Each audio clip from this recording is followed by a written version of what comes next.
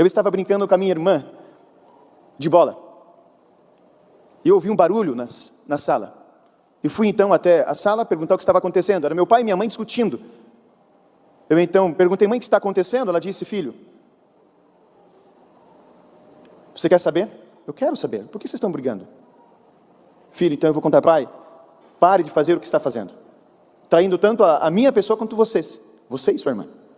Eu tinha 12 anos de idade, minha irmã naquela época tinha 6 anos. Eu não entendi o que estava acontecendo. Porque para uma criança, ver os pais brigando e tomando uma decisão drástica de se separar, é algo impactante e triste, frustrante também. Eu fiquei tão chateado com a minha mãe, que nem pensei 2 vezes em brigar com ela. Por que a senhora vai mandar o meu pai embora? Por que a senhora vai tirar o meu pai da casa, da nossa casa? Fiquei tão chateado com a minha mãe. Virei as costas para minha mãe. Fui para o meu quarto, bati a porta do quarto e fui chorar. Pois estava ciente que minha mãe estava decidida em tirar meu pai de casa. Então, a minha mãe, depois de tantas discussões com meu pai naquele dia, foi até o meu quarto. Se aproximou da cama onde eu estava. Eu fingi que estava dormindo, porque eu não queria conversar com a minha mãe. Estava muito chateado com ela. Todos os meus amigos da escola, todos os meus amigos, muito pessoais. Uma semana ficava com a madrasta, outra semana ficava com o padrasto. Não ficava com os pais. Cada dia era um local diferente. Eu não queria isso para mim. Minha mãe então chegou na cama, se ajoelhou e disse assim: filho, a mamãe ama muito você. Entenda que seu pai está nos traindo. E a decisão que a mãe está tomando é a melhor para nós. Eu continuei fingindo que estava dormindo.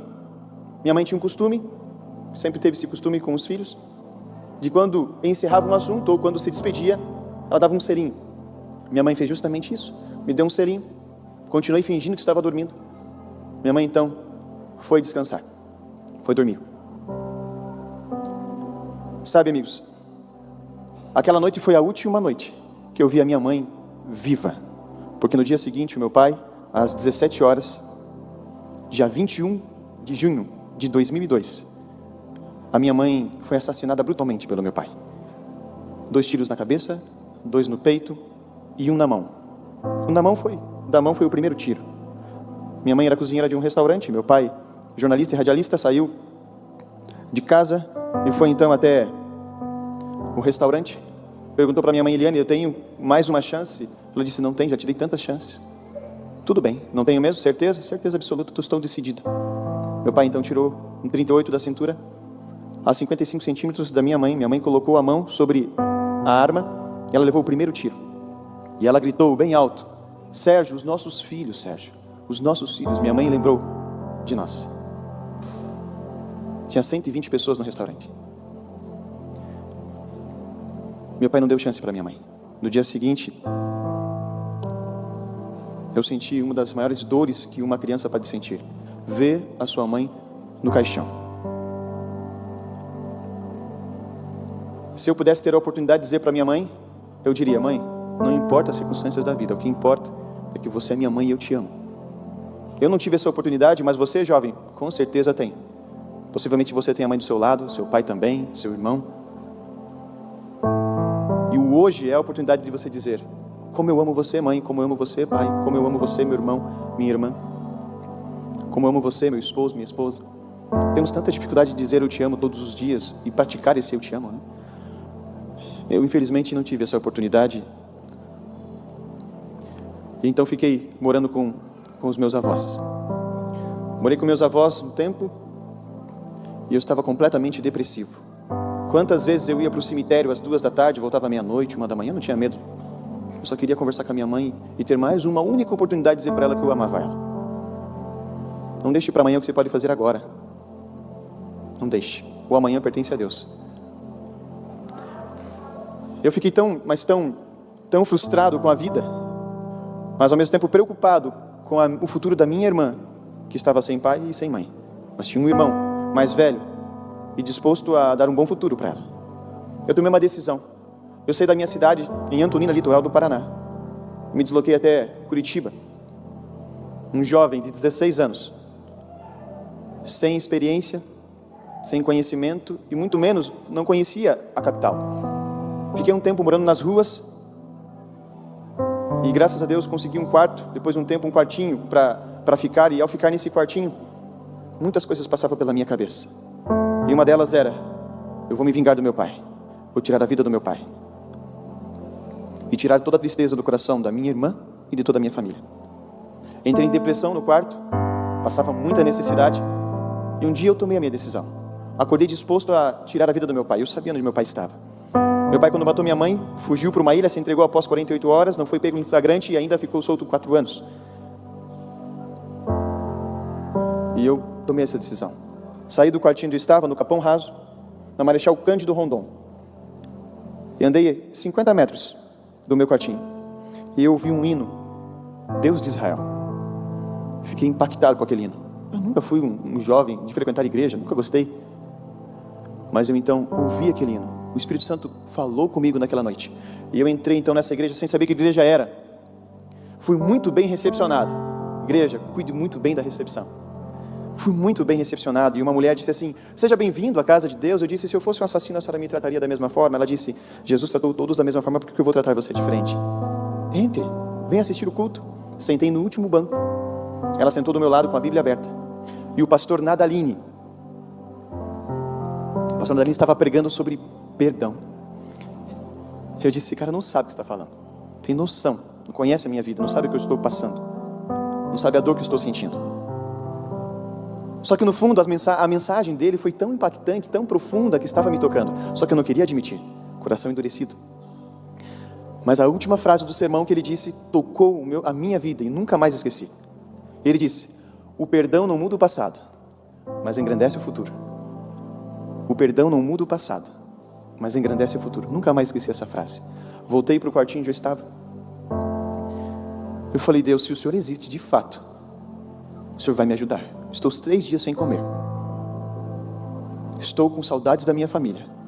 Uma dor tremenda por não ter a minha mãe do meu lado. E com um ódio do meu pai. Se o Senhor existe, por favor, ouça a minha oração. Me ajoelhei, falei com Ele da forma que eu imaginava. Não sabia falar com Deus, mas eu me abri meu coração. E de fato a oração é abrir o coração a Deus. E eu dormi ajoelhado. No dia seguinte acordei disposto, animado. Parecia que o Espírito Santo havia aplicado serotonina ali.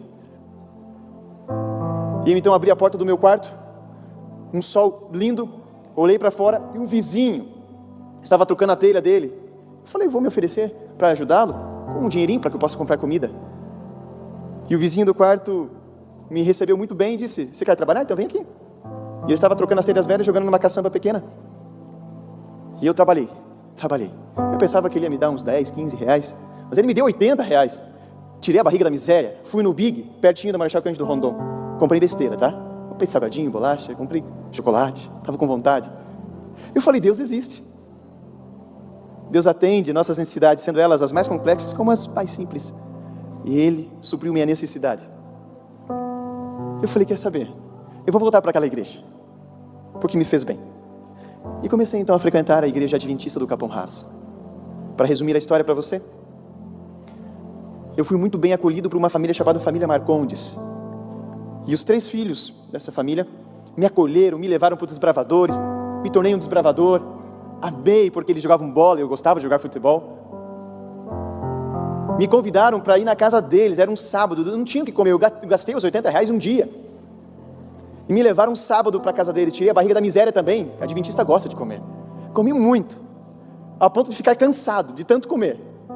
Então eu disse para a tia Arizonete, aquela recepcionista que havia me acolhido, ela era mãe desses meninos que me acolheram.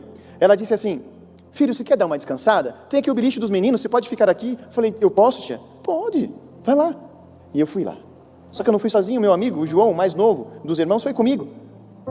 E ele disse: posso deitar com você? Eu falei: sai fora, rapaz. Não, cara, eu sou teu amigo. E até hoje nós temos. No estado do beliche ele escreveu um bonequinho, desenhou um bonequinho magrelo, que era eu, uma bola no pé, e ele do lado, e escreveu: eu amo o David. Eu falei: rapaz, o que é isso? Era uma amizade que eu não estava compreendendo. E 3 semanas de amizade, eu recebi uma triste notícia de que o João havia sido atropelado.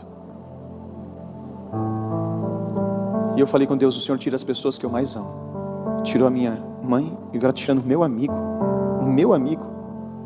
O João foi atropelado, ficou em coma até sexta-feira, e antes do pôr do sol ele descansou. 14 anos de idade. Eu falei, não quero mais saber de Deus. Voltei para o meu quartinho, não fui mais para a igreja. Mas a mãe do Joãozinho e os seus 2 filhos foram no meu quarto. Eu a atendi, recepcionei. Ela sentou na ponta da minha cama. Ela olhou nos meus olhos, em meio ao luto que ela estava passando, e disse, olhe para mim. Olhe para mim. Eu olhei para ela e ela disse, você não substitui o filho que eu tive. E muito menos eu substituo a mãe que você teve. Mas eu creio que um pode ajudar o outro. Você vai comer a comida que o João comia. Você vai dormir na cama que o João dormia. Você vai ser o nosso filho agora. E eu fui adotado por uma família adventista. Adotado. Com 20 anos de idade eu casei. Com 22 anos de idade a minha primeira filha nasceu. Já estava formado. Minha primeira profissão é químico. Eu disse para minha esposa, amor, eu tenho tudo na vida. Tudo. Tenho tudo. Eu tenho uma família que eu sempre sonhei. Uma fé alicerçada. Eu tenho Deus, eu tenho um bom trabalho. Eu tenho tudo, amor. Por mais simples que sejamos, mas eu tenho tudo. E a minha esposa disse, amor, você não tem tudo.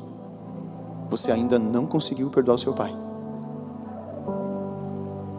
Eu meio que deixei minha esposa falar, fiquei quieto, não queria esse assunto. Era difícil para mim e creio que é difícil para muitos, caso passasse pelo mesmo. E para concluir, a minha esposa ligou para a assistente social do Biraquara, para tentar achar o meu pai, se ele de fato estava preso em algum lugar desse Paraná. E a assistente social ficou impressionada, pois depois de muitos anos, uma pessoa havia ligado para visitar o Sérgio Luiz dos Santos, o meu pai. Meu pai estava preso um bom tempo e não havia recebido visita de ninguém, nem dos próprios familiares. E minha esposa disse, o filho dele quer visitar ele. A assistente social se emocionou. O filho dele? É o filho dele. Fiz todos os procedimentos, fiz uma carteirinha para poder visitar o meu pai. E não foi fácil para mim. Uma luta, um conflito que eu passei. Mas esse dia chegou. Depois de 10 anos sem ver o meu pai, Deus me deu o privilégio da reconciliação. Entrei naqueles corredores, longos corredores. E cheguei no pátio de descanso. Muitas pessoas. E eu não sabia mais como era meu pai. A última vez que eu vi meu pai, eu tinha 12 anos de idade. E agora com 22 anos de idade, eu iria ter o privilégio de rever o meu pai.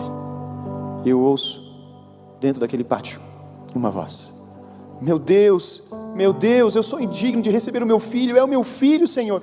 Obrigado, Senhor, é meu filho. E ali, eu pude relembrar do meu pai e abraçá-lo. E juntos, nos abraçamos durante muito tempo. E Deus permitiu o perdão, uma nova vida. Meu pai saiu da cadeia. Eu acolhi meu pai durante um bom tempo. E hoje meu pai é um homem de Deus, transformado. Tive o privilégio de dar estudo bíblico para meu pai na cadeia. Eu não pude levar a Bíblia, porque eu não era nenhum ministro religioso. Mas eu pude decorar alguns textos da Bíblia para poder apresentar ao meu pai na cadeia. Transformações, mudanças. Jesus foi a solução, tanto para a minha vida, quanto para a vida do meu pai. Ele é a solução. Confie nele. Confie nele. Podemos fazer planos, podemos colocar na mão de Deus, podemos então colocar em prática os planos que temos, mas há momentos de frustrações.